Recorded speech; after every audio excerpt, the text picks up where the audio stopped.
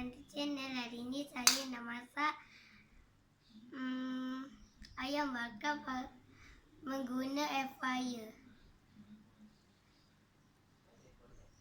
Nanti saya letak kat section box. Kita kena susun ketan dalam air fryer.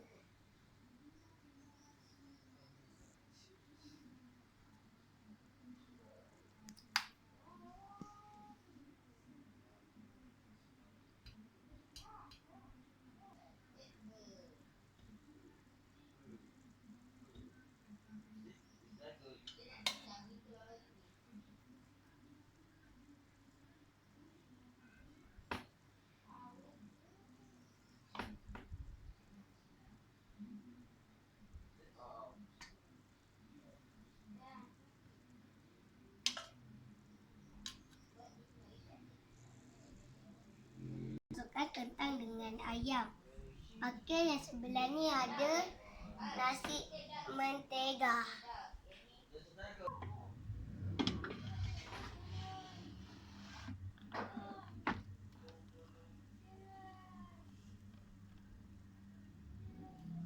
Terima kasih Mama belikan air fryer.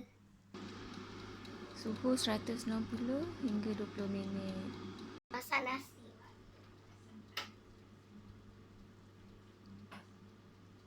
Kita masak nasi, kita kena tutup.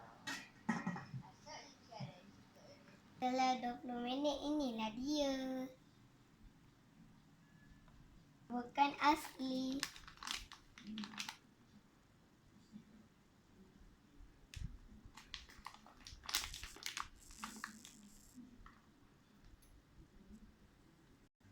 Masukkan semula dalam air fryer.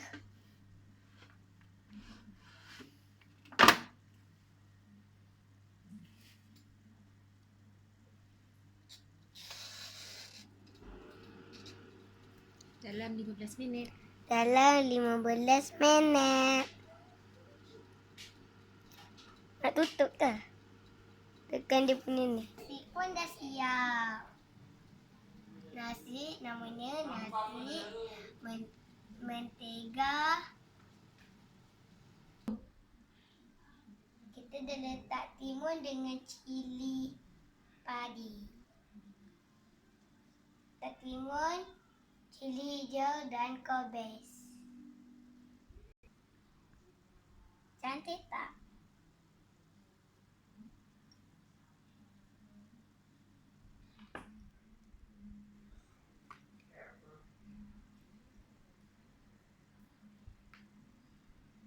Inilah resepi kita.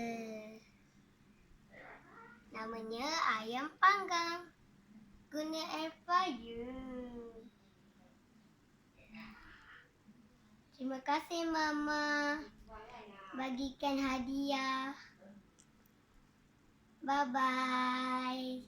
Muah.